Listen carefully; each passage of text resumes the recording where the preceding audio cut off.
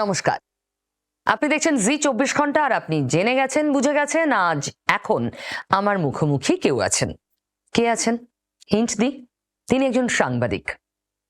আরেকটু হিন্ট দেব, তিনি নেতাও। জানি অনেকেই সঠিক আন্দাজ করে ফেলেছেন। এই মুহূর্তে আমার সঙ্গে রয়েছেন রাজ্য রাজনীতির অন্যতম হ্যাপেনিং ক্যারেক্টার কুণাল ঘোষ। নমস্কার কুণাল দা। নমস্কার। কেমন আছেন? চলছে। কুণাল দা, আপনাকে দেখে ওই আপ্তবাক্যটা নিজেও বলে যে আমি সত্যি হলাম, রাজনীতিতে সব সম্ভব। আপনি একটা ট্রেনিং স্কুল কেন খোলেন না, যে হাউ টু টেক রিভেঞ্জ? রিভেঞ্জের তো কোনো বিষয় নেই, এটা একটা জার্নি। জীবনের বিভিন্ন পথের বাঁক আসে, তার মধ্যে দিয়ে আমাদের বেসিক নীতি আদর্শ বা যেটা বিশ্বাস করি সেই পথটাকে রেখে এগিয়ে যাওয়া, এবং সেই এগিয়ে চলার পথে তো বাঁক আসবেই। এরকম বিপরীতমুখী বাঁক। মমতা ব্যানার্জির পুলিশের বিরুদ্ধে আপনার অভিযোগ, সেই মমতা ব্যানার্জির দলের টিকিটে আপনি ভোটে লড়ছেন। তাতে একটা জিনিস, নর্থ আর সাউথ পোল একসঙ্গে। না, সেটা একদম বাস্তব, এবং সেটা আমি কোথাও লুকোই না, লুকোনোর চেষ্টাও করি না। এবং আমি কেনই বা লুকোবো? আমি কেন তো কোনো অন্যায় করিনি, এবং কোনো একটা কারণে যা পরিস্থিতি হয়েছিল আমি সেইখান থেকে বেরোবারও একটা ভয়ঙ্কর লড়াই চালাচ্ছি। মানে আমি কুণাল ঘোষ প্রেসিডেন্সি জেলের সেলে বসে, আপনারা যেটা দেখছেন বাইরে, আমি পুলিশের সঙ্গে হয়তো বা যে তদন্তকারী এজেন্সি, প্রথমে পুলিশ তারপর সিবিআই সব করে একটা চলছে, আমি সেই রাত্রে জেগে আমি উপন্যাস লিখছি, সেটা একটি পুজো সংখ্যায় প্রকাশিত হচ্ছে পত্রিকা, আবার পাবলিশার্স থেকে বই বেরোচ্ছে। আমি ওই লড়াইটা দিয়ে তারপর আজ আস্তে আস্তে আস্তে আস্তে এই জায়গায় এসছি। যে মামলা নিয়ে এত কিছু, আমি প্রথম যে মামলাটা গ্রেফতার হয়েছিলাম, মাননীয় এমপি এমএলএ আদালত মামলাটাকেই অবৈধ বলে দিয়েছে। আপনি কি সেদিন যা যা বলেছিলেন আজও স্ট্যান্ড করেন সেই কথাতেই? এই প্রশ্নের আমি সবচেয়ে বড় সুবিধাভোগী হিসাবে আপনি যা যা বলেছেন। আমি এই প্রশ্নের একটি কারণেই এখন উত্তর দিই না। তার কারণ হচ্ছে সে সময়টা আমি আটকে ছিলাম। একজন কোণঠাসা ব্যক্তিকে যা যা ইনপুট দেয়া হতো, তার আবেগ থেকে সেইগুলো বেরিয়ে আসতো। পরবর্তীকালে আমি আরো অনেক কিছু জেনেছি। 2 নম্বর হচ্ছে সে সময়টা আমি আটকে ছিলাম। এখন আমি নিজেই সশরীরে আদালতে যেতে পারি, তখন আটকে আমার বেশি নিজে বলার থাকতো না, ফলে সেই গোটা ফ্রাস্ট্রেশনটা আমার বাইরে বেরিয়ে আসতো। আপনি কোন কোম্পানির ইরেজার ব্যবহার করেন যে মন থেকে ওই সব বিদ্বেষ, রাগ, যন্ত্রণাটাকে মুছে ফেলে এত হাসি মুখে সম্পৃক্ত হয়ে গেলেন সেই দলটায়? ইরেজার কোন কোম্পানির বলুন তো, আমরাও জানতে চাই। মূল কারণ হচ্ছে যে মমতা বন্দ্যোপাধ্যায়কে আমি দীর্ঘকাল ধরে চিনি, এবং আমিও মানুষ, আমার মান অভিমান হতেই পারে, এবং যদি সেখানে আরো বিষ ঢালার লোক থাকে। তো এবার আবার তিনিও আমাকে অনেক তারুণ্য থেকে দেখছেন, ফলে তিনিও দিদির মতো স্নেহ করেছেন, এবং ওই উচ্চতার একজন নেত্রীর সঙ্গে আমি এমন কিছু মুহূর্ত আমার দেখা জানা, মানে সেগুলো একটা মানে সম্পদ। ওগুলো যে কোনো সাংবাদিকের কাছেও সম্পদ, রাজনৈতিক কর্মীর কাছেও সম্পদ। ফলে যেটা হয়ে গেছে, আমি যেমন ফিল করেছি, হয়তো দিদিও ফিল করেছেন, কুণালটার উপর একদম অবিচার হয়েছে। নইলে এই কাছাকাছি আসাটা তো আবার হয় না। আমি তৃণমূলের কর্মী, আমি তৃণমূলের সৈনিক, আমি যত মান অভিমান হোক, পাশের বাড়ির জেঠুকে গিয়ে আমি বাবা বলে ডাকতে পারবো না। তৃণমূলের মধ্যেই কাছে দূরের হিসেবটা কিভাবে চলে? আমরা কখনো শুনি, কিছুটা বুঝতেও পারি আপনার বক্তব্য থেকেই, যে আপনি এই মুহূর্তে দলে খুব সুসম্পর্কের জায়গায় রয়েছেন। কখনো আপনি দূরের খেলার মাঠ দেখান আমাদের, আমরা নিজেরাই কনফিউজড হয়ে যাই আপনি কখন কাছে আছেন, কার কাছে আছেন। এটা ঠিক একটু যদি বুঝিয়ে দেন। না, আমি সেরকম কাছে দূরে মেপে চলি না। আমি মমতাদিকে বহুদিন ধরে দেখছি, এবং মমতাদিও আমায় দেখছেন। পরবর্তীকালে অভিষেক রাজনীতিতে এসছে, এখন অভিষেক অনেক মানে যেভাবে নিজেকে গ্রুম করেছে অসাধারণ। ফলে দলে একদিকে আবেগ, কারণ মমতাদি ফেস, একদিকে আবেগ যেটা না থাকলে তৃণমূল, মানে তৃণমূলের ভরসা কর্মীদের আবেগ, আবার অন্যদিকে অভিষেক সেটাকে একটা আধুনিক সময়োপযোগী সিস্টেমে আনছে, পরিকাঠামোটাকে। কিছু কিছু ইস্যু আমি হয়তো একটু দুম করে বলে ফেলি। আপনি সাংবাদিক, এতটা দূরের দেখতে পান, আপনি দুম করে বলেন, এটা কি মেনে নেওয়া যায় নাকি ক্যালকুলেট করে বলেন?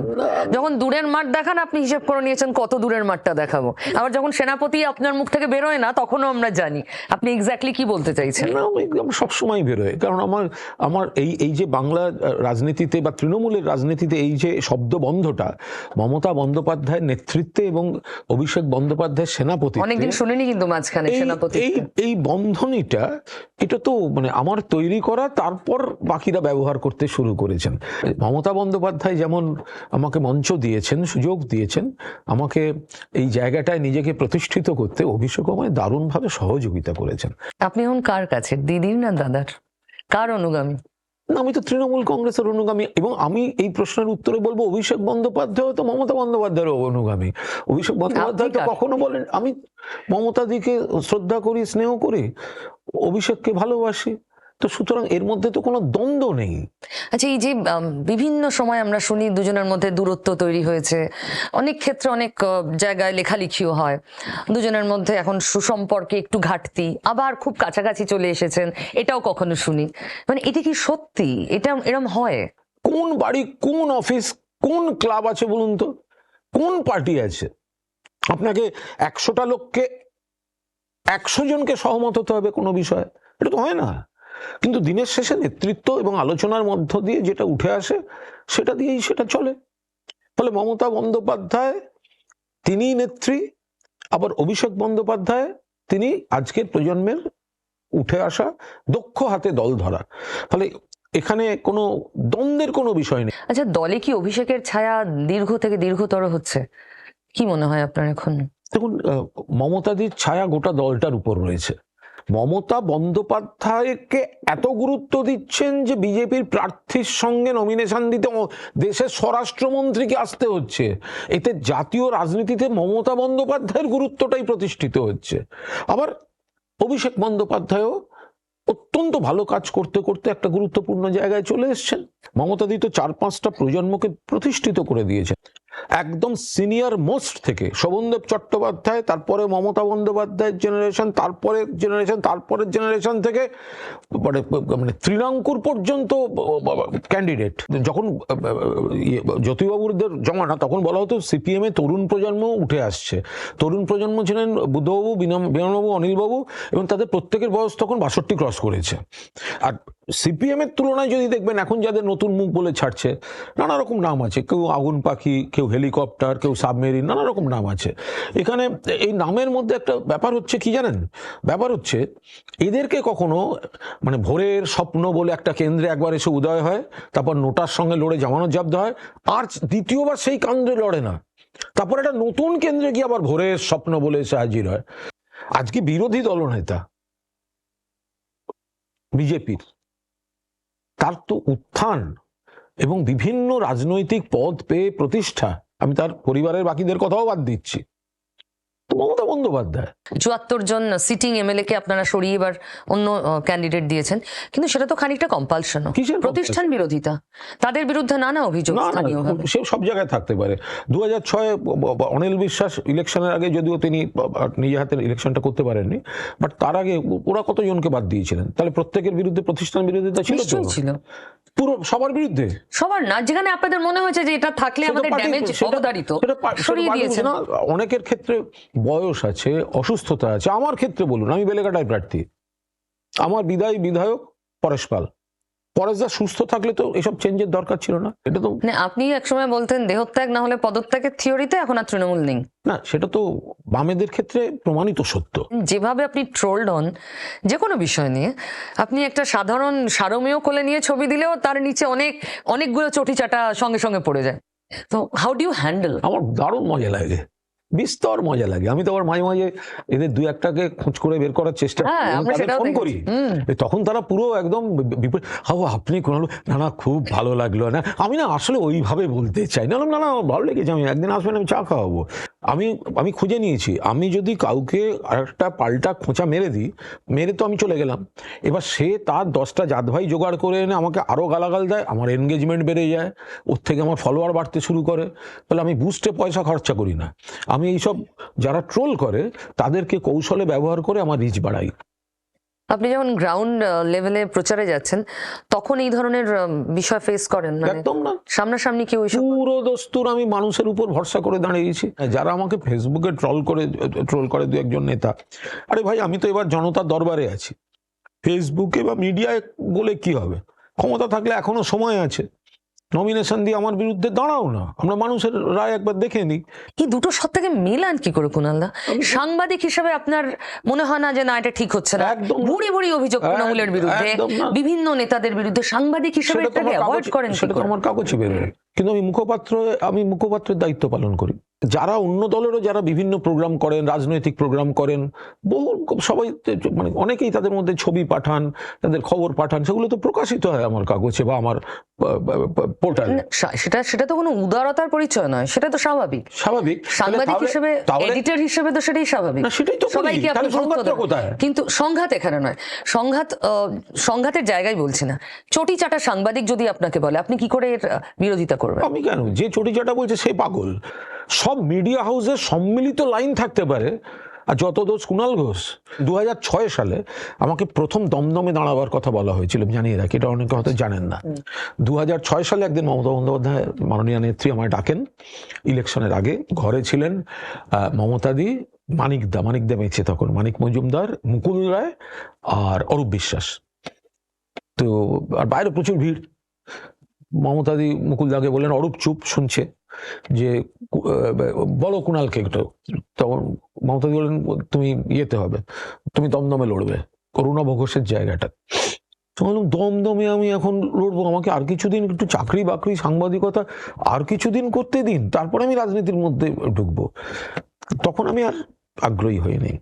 আবার 12 সালে তখন রাজ্যসভায় যেতে বলেন।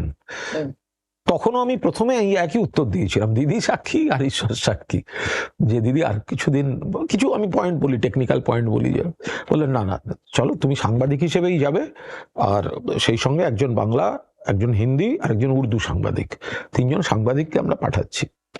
তো আমার মনে আছে একবার হাইকোর্টের তৎকালীন প্রধান বিচারপতির মেয়ের বিয়ে ছিল নাগপুরে। তো মুখ্যমন্ত্রী মমতা বন্দ্যোপাধ্যায় বিশেষ বিমানে যাচ্ছিলেন, সঙ্গে আমি আর মুকুলদা। মা যা খাসে, মমতাদি মুকুলদাকে বলেন, এই মুকুল দেখো কুণাল রাজি হচ্ছে না রাজ্যসভায়। তখন মুকুলদা বলেন, তুমি না করছো কেন?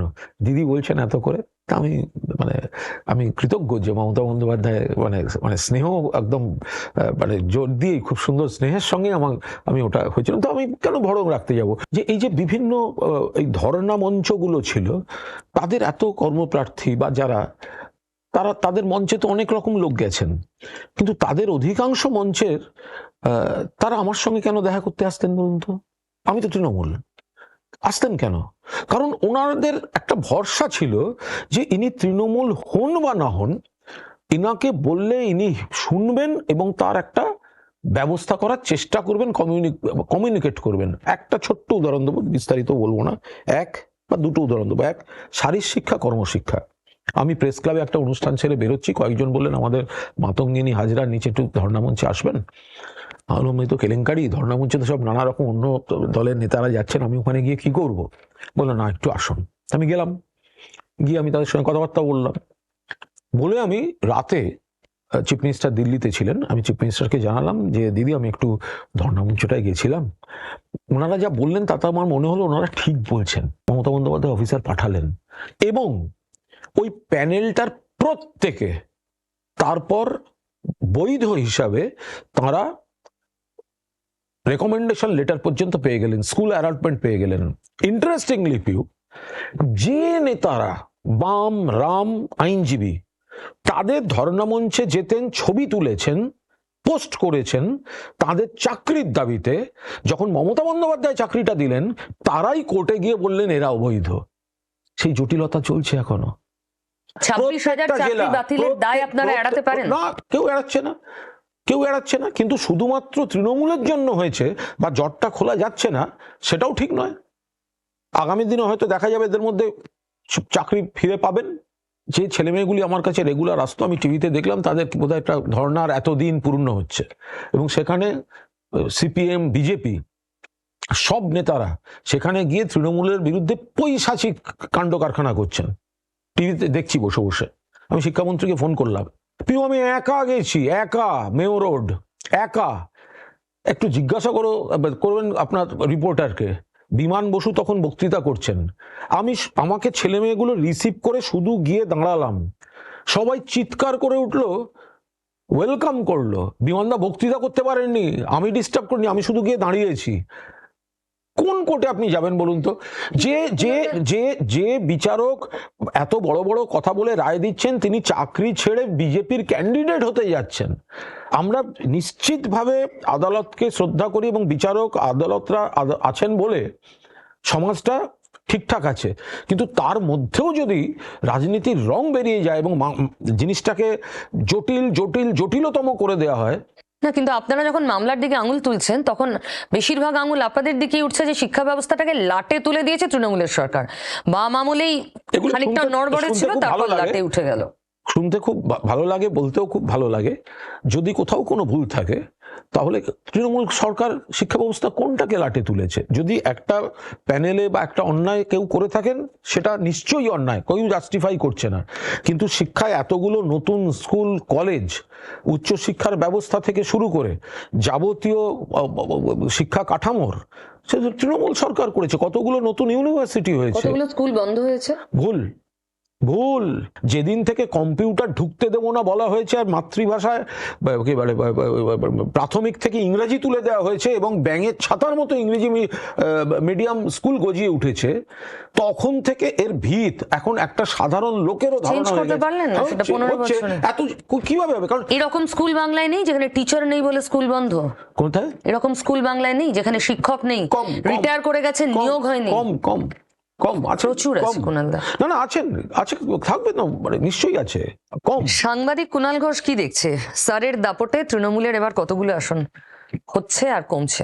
তৃণমূল, আমি প্রকাশ্য জনসভায় বলে বেড়াচ্ছি, জনসভা না, সাংবাদিক কুণাল ঘোষ। আমি বলছি জনসভায় বলে বেড়াচ্ছি 250-র বেশি সিট নিয়ে তৃণমূল কংগ্রেস ফিরছে। সাংবাদিক কুণাল ঘোষ এবার এখনো পর্যন্ত তার থেকে খুব একটা নামছে না, কারণ এসআইআর এ মানুষ বিরক্ত, প্রচুর বৈধ নাম কাটা গেছে, অন্য রাজ্যের ভোটারকে ঢোকাবার চেষ্টা হচ্ছে। আজ এই মুহূর্তে যখন বলছে, তখনও বহু মানুষকে অ্যাডজুডিকেশন বলে একটা কি হবে ট্রাইব্যুনাল, কজন ট্রাইব্যুনালে খোঁজ পাচ্ছেন, কজন পাচ্ছেন না, কিন্তু অনিশ্চয়তার মধ্যে আছেন। বিজেপি ধরে নিয়েছে ওরা হারবে মানুষ ভোট দিতে পারলে, তাই মানুষকে কেটে ভোটার লিস্ট কমাও। সে যাই হোক, কিন্তু বাদ তো গেছে 90 লাখ বাদ। এফেক্ট হবে না? কিসের এফেক্ট? তার মধ্যে সিংহভাগ সংখ্যালঘু নাম। মালদা মুর্শিদাবাদে তো 4.5 লাখ বাদ। গোটা বাংলা দেখতে পাচ্ছি যারা আছেন তারা দ্বিগুণ একজোট হয়ে বিজেপির বিরুদ্ধে ভোট দেবেন। কটা কেটেছে ওরা, আর তাদেরকেও আমরা ধাপে ধাপে ফিরিয়ে আনবো। তাদের মধ্যে যারা বৈধ, কার্যত সবাই বৈধ, যাদের মধ্যে যারা বৈধ তাদের ফিরিয়ে আনার, সবটা কাটতে পারলো। কার্যত বৈধ মানে ঘুষপেটিয়া নেই কোথায়? বাংলায় ঘুষপেটিয়া এসব নেই, অনুপ্রবেশকারী কোনো নেই। আমি আপনাকে একটা প্রশ্ন করি, আপনি এতক্ষণ আমায় প্রশ্ন করেছেন, আপনার প্রশ্ন করি। খুব বড় বড় ব্রেকিং করে দেখিয়েছিলেন যে শুভেন্দু অধিকারী আর এরা বলছে বাংলায় ভোটার লিস্টে রোহিঙ্গা ভর্তি। একজন রোহিঙ্গা দেখাতে পেরেছেন ভোটার লিস্ট থেকে? না, আমরা তো সেটাও দেখিয়েছি, বড় বড় ব্রেকিং করি। কোনটা দেখিয়েছি? কোনো ডেটা নেই, রোহিঙ্গা ঘুষপেটিয়া কোনো ডেফিনিট ডেটা কমিশন দিতে পারছে না, কিন্তু তাও এখন নাম বাদ। যারা বলেছিল 2 কোটি বাদ দেবো, 1 কোটি রোহিঙ্গা, সে কোথায়? তারা টার্গেট করেছিল মুসলমানদের, বলে টার্গেট করে মুসলমানদের নাম কাটা হয়েছে। আবার ওই টার্গেট করতে গিয়ে মতুয়া হিন্দুরা অনিশ্চয়তায় চলে গেছে। আর একটা জিনিস আপনাকে বলে দিই, শুনুন, একটা সরল পাটিগণিতিক চেহারা ওরা দেখাচ্ছে যেটা বাস্তব নয়। সেটা হচ্ছে অমুক কেন্দ্রে তৃণমূল 10,000 ভোটে জিতেছিল, আমরা 25,000 ভোট কেটে দিয়েছি, রাইট?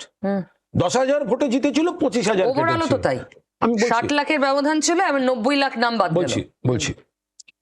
এইবার আসুন, লাস্ট ভোটে ওই সিটে যেখানে 10,000-এ জিতেছে আর 25,000 বাদ গেছে, কত পার্সেন্ট পোলিং হয়েছে আসুন, আর কত পার্সেন্ট পোলিং হয়নিতে আসুন। আপনি দেখবেন পোলিং অ্যাভারেজ আপ ডাউন করে 80%-এর মতো আছে। তাহলে তো 20% তো ভোট দেয়নি। ওই 20%টা কিন্তু ওই 35%, 35,000-এ গিয়ে মিলবে। ফলে তার সঙ্গে জেতা হারার কোনো সম্পর্ক নেই।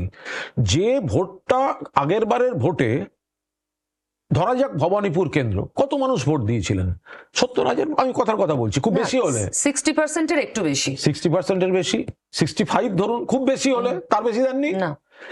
তাহলে 35% যে সংখ্যাটা, তার মধ্যে তো মৃত, বাইরে যাওয়া সব আছে, তারা তো ভোট দেয়নি। সেই ভোটটা ছাড়াই তো মমতা বন্দ্যোপাধ্যায় অত হাজার ভোটে জিতেছেন। তাহলে ওই ভোটটাকে কেটে এরা কি দেখাবে? একে বিজেপি টাকা দেয়নি, 100 দিনের টাকা দেয়নি, অমুকের দেয়নি, তমুকের দেয়নি, হ্যান করেনি, ত্যান করেনি, বাংলার মনীষীদের অপমান, বাংলা ভাষা বললে কিন্তু আপনাদের তুরুপের তাস মুসলিম ভোট, মহিলা ভোট। ভুল। ও, সেটাও দোষ, মহিলা ভোটও দোষ। না না, দোষ কেন হবে? তুরুপের তাস আপনাদের। পুরুষ ভোট নেই। এবার মুসলিম ভোটের সিংহভাগ নাম বাদ গেল, নিশ্চয়ই আছে। তাহলে আপনারা যদি সিংহভাগ নাম বাদ গেল, আপনাদের অ্যানালিসিসে যাচ্ছে মহিলারা, না না প্লিজ শেষ করতে দিন। আচ্ছা, তাহলে ফুল প্যান্ট পরেন, ভরসা মহিলারা আছে, 1,500 টাকা আপনারা দিচ্ছেন, ওরা 3 দেবে বলেছে। মানুষ বিশ্বাস করবেন? আমরা 3 পাবো বিজেপি এলে। বিশ্বাস করবেন? কেন বাংলার করবেন না? মানুষকে আপনারা এত কেন বোকা ভাবেন? করবেন না কেন? কেন যদি করবেন? আপনারা ভাতা দিয়ে ভোট আশা করেন, আর বেশি ভাতা পেলে ভোটটা সেদিকে যাবে, এটা আরে সিম্পল লজিক। এরাই তো বলেছিল ভিক্ষা নিচ্ছেন কেন, মা বোনেদের। এখন তো বলছেন দেব 3,000। আরে সেই জন্যই তো মানুষ দেবেন না ওকে। মানুষ কার্বন কপি কেন নেবেন, জেরক্স কপি কেন নেবেন? বেশি টাকার জন্য। অরিজিনাল মানুষ জানো, ওরা জীবনে আসবে না। দিল্লিতে তো বলেছিল দেবে, আজ পর্যন্ত দিয়েছে রেখা গুপ্তা? কিন্তু ভাতা দিয়ে ভোট পেয়ে যাবেন এবার। কে? 3টে টার্মের পর শুধু ভাতা দিয়ে ভোট পেয়ে যাবেন। দেখুন, আপনারা যদি এই ক্যালকুলেশন করেন, তাহলে যুবসাথীর ভোট, মহিলা ভোট, সব ভাতা দাও, ভোট নাও। আপনারা যদি এই ক্যালকুলেশন করেন, তাহলে প্রত্যেকবার আপনাদের একটা আপনারা কোন ক্যালকুলেশন করে যুবসাথীর ভাতা অগস্ট থেকে মার্চে আনলেন? ভোট ক্যালকুলেট করেই তো। ভোট কেন? আমরা সারা বছর ধরে দিয়ে এগুলো, প্রত্যেক বছর তো একটা যুবসাথীর ঘোষণাই ভোটের আগে দেওয়ার কথা ছিল অগস্ট থেকে, সাডেনলি চলে এলো। এক মিনিট, মার্চ মাসে। 5 বছরের সরকার, তার মধ্যে 3 বছর তো ভোটই থাকে।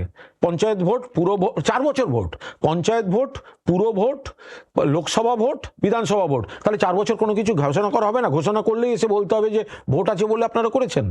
4 বছর ধরে হচ্ছে না তো। হয়েছে তো। যুবসাথীর ঘোষণা কবে হলো? আরে একটা এই আপনি ইলেকশনের বলছেন, আগে। আগের 4 বছরে 100টা বাজেট হয়নি? হ্যাঁ, হয়েছে। এই বাজেটে ঘোষণা হলো। আপনি একটা ধরে কথা বলছেন কেন? তাহলে গত বছর পর্যন্ত যেগুলো হয়েছে, সমব্যথী থেকে শুরু করে বাকি সমস্ত, আপনি সেগুলো বলছেন না? কোনো 100টা স্কিম আছে। কোনটা বলুন?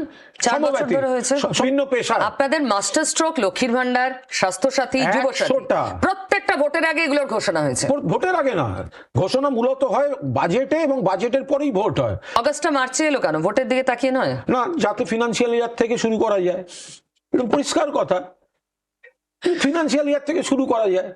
শুভেন্দু অধিকারীর দুটো কেন্দ্রে কি ভবিষ্যৎ দেখছেন আপনি? শুভেন্দুর দুটো কেন্দ্রই, মানে ভবানীপুর তো 1050-এ হাঁটছে দেখছি। 50,000? 1050, তার নিচে হবে না। 5টায় পিছিয়েছিলেন ওয়ার্ডে, 24-এ। ও ঠিক আছে। মমতা বন্দ্যোপাধ্যায়, মুখ্যমন্ত্রী মমতা বন্দ্যোপাধ্যায় এলাকার ঘরের মেয়ে, মমতা বন্দ্যোপাধ্যায় প্রার্থী, বাকি কিছুর সঙ্গে মেশাতে হবে না। আর নন্দীগ্রাম 2টো ব্লক, নন্দীগ্রাম 1, নন্দীগ্রাম 2। সাধারণভাবে নন্দীগ্রাম 1 আমাদের লিড থাকে তৃণমূলের, এবং এই লিডটা এবার কর্মীদের ঐক্যবদ্ধ চেহারায় অনেকটা বাড়বে। আর বিজেপি খানিকটা লিড নেয় নন্দীগ্রাম 2 থেকে। এবার তৃণমূল যা কাজ করেছে, এবং পবিত্রকর উনি ক্যান্ডিডেট হয়, নন্দীগ্রাম 2-তে বিজেপিতে ধস নেমেছে। ফলে শুভেন্দুও জানেন যে নন্দীগ্রাম কিন্তু তার পক্ষে টাফ শুধু নয়, আজকের দিনে দাঁড়িয়ে এখনই ভোট হলে নন্দীগ্রাম কিন্তু শুভেন্দু অধিকারী হারছেন, এবং নন্দীগ্রাম পবিত্রকর জিতছে। আপনি বলছেন 4th টাইম মমতা ব্যানার্জি মুখ্যমন্ত্রী হবে। 2031-এর মুখ্যমন্ত্রী হিসেবে আপনি কাকে দেখতে পাচ্ছেন? হয় মমতাদি, আর মমতাদি যদি মনে করেন তাহলে অভিষেক। আপনার কোনো ভবিষ্যৎবাণী নেই? অমুক সাল অব্দি মমতা ব্যানার্জি, আমরা বহুবার শুনেছি। না, সাধারণভাবে কি মমতাদি যা আমরা চাই, মমতাদি সুস্থতার সঙ্গে দীর্ঘদিন কাজ করুন। মমতাদির এখন যা বয়স, 71-71, মমতাদি ধরে নেওয়া যাক ঠাকুরের আশীর্বাদে 10 বছর অ্যাক্টিভলি চিফ মিনিস্টারের দায়িত্ব। আরে মঞ্চে যা হাঁটছে বক্তৃতা করতে করতে, ওটাই 1 কিলোমিটার, ঠিক আছে? এবং দিনের শেষে, মানে আমি আরো হাড়ে হাড়ে বুঝতে পারি, কারণ এই অভিষেক এবং মমতাদি, এরা দুজন হচ্ছে এই জাগো বাংলার কাগজটির একটা অক্ষর ভুল হলে তারা কিন্তু মানে মানে সেটা সঙ্গে সঙ্গে মানে পরিবর্তন বা সাজেশন এগুলো দেন। তার থেকে আমি এটা বুঝতে পারি যে এনারা কত খুঁটিনাটি জিনিস নজরে রাখেন। এবার সেই জায়গায় মমতা বন্দ্যোপাধ্যায় সেই অঙ্কে যদি ধরি, তাহলে 36 অব্দি তো মমতাদি এমনিই থাকেন। অভিষেক ব্যানার্জি বাংলার ক্যাবিনেটে আসবেন না? সেটা আমি এটা নিয়ে এত বলার ইনভলভড উনি বাংলার দারুণ ইনভলভড, এবং কিন্তু না সেটা বলার এখতিয়ারও আমার নেই। এটা অনেক কিছুর উপর ডিপেন্ড করে, অভিষেক নিজে কি ভাবছে। অভিষেকের আমি যেটুকু অভিষেককে চিনি, অভিষেক এই বাংলার পরে এই ভোটের পরেই অভিষেক কিন্তু একটু ন্যাশনাল পলিটিক্স বা দিল্লিতে বিজেপিকে বড়সড় ধাক্কা দেওয়ার একটা অঙ্কে ঢুকে যাবে। মানে টার্গেট 29 বা যখনই পরের লোকসভা ভোটটা হবে, আর সেটাতে তৃণমূলের ওজনটা আরো বেড়ে যাবে দিল্লিতে। তার কারণ হচ্ছে এখানে একটা বিপুল জয় আসছে, যেটা আপনার সঙ্গে আমি 4 তারিখ সন্ধ্যাবেলা কথা বলতে পারি। তো এটা সেইখানে কিন্তু এর মধ্যে অভিষেক কখন স্টেটের অ্যাডমিনিস্ট্রেশনে আসবেন, ক্যাবিনেটে আসবেন, এটা পুরোটা অভিষেকের উপর আর মমতাদির উপর। এটার কথা বলার অধিকারটাই আমার নেই। এবার দিল্লির ক্ষেত্রে এবার একটা বড় জিনিস কিন্তু হবে, কারণ কংগ্রেস মহারাষ্ট্র, দিল্লি, হরিয়ানা, বিহার, কংগ্রেসের উপর মূল দায়িত্ব ছিল বিজেপিকে রোখার। কংগ্রেস কিন্তু ফেল করে গেল, কংগ্রেস ফেল করেছে। এই ভোটার অমুক তমুক হ্যান ত্যান এসব চলছে। মমতাদি এটা গোড়ার থেকে ধরে আটকেছেন বলে তবু এই পরিস্থিতিটা আছে। মমতাদি যদি সুপ্রিম কোর্টে সওয়ালটা না করে সেদিনকে অতগুলো অর্ডার না বার করাতেন, তাহলে এই নির্বাচন কমিশন আরো বেপরোয়া হয়ে আরো যাচ্ছে তাই কাণ্ড কারখানা করতে, আরো বেশি মানুষকে হ্যারাস করে দিত। এই লড়াইটা গোটা দেশ তাকিয়ে আছে। এটা কিন্তু পরের লোকসভা, দেশ মমতা ব্যানার্জির নেতৃত্বে বিশ্বাস রাখবেন?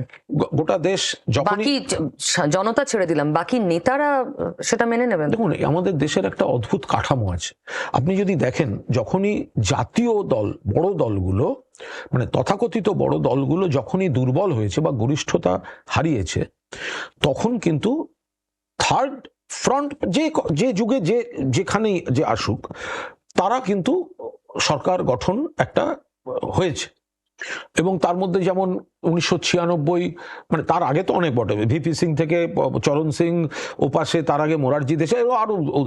কিন্তু এই যখন জ্যোতি বসুর প্রধানমন্ত্রিত্ব এলো, সিপিএম এর কটা এমপি ছিল?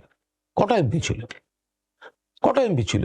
আজকে যদি আমরা যখন বলি মমতা বন্দ্যোপাধ্যায়ের নেতৃত্বে সরকার, আরে এমপি কটা রে ভাই, তো জ্যোতি বসুর কটা এমপি ছিল?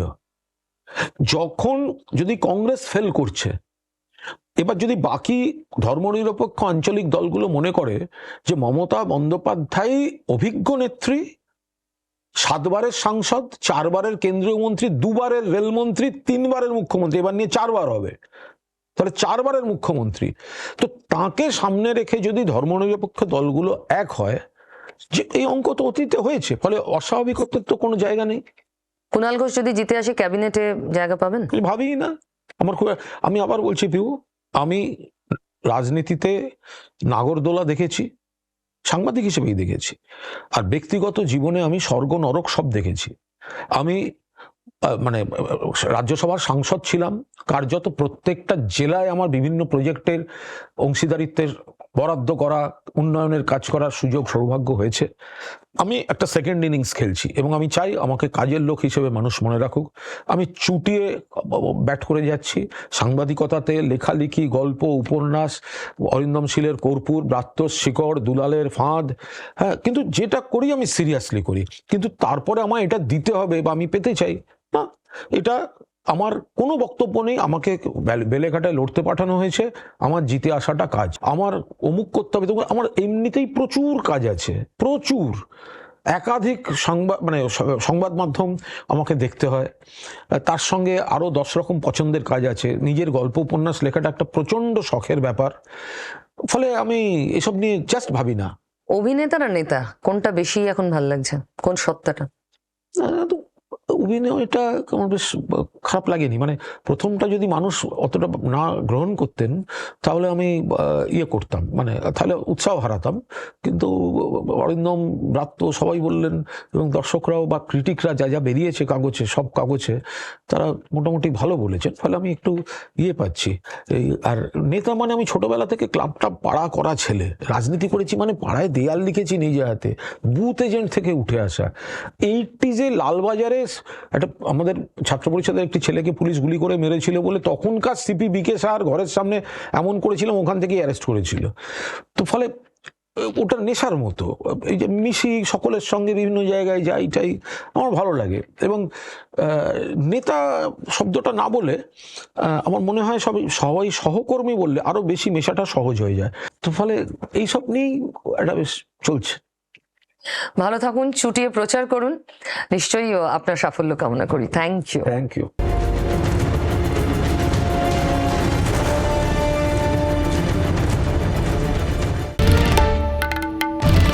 বাংলার আওয়াজ, বাঙালির আবেগ, জি 24 ঘন্টা।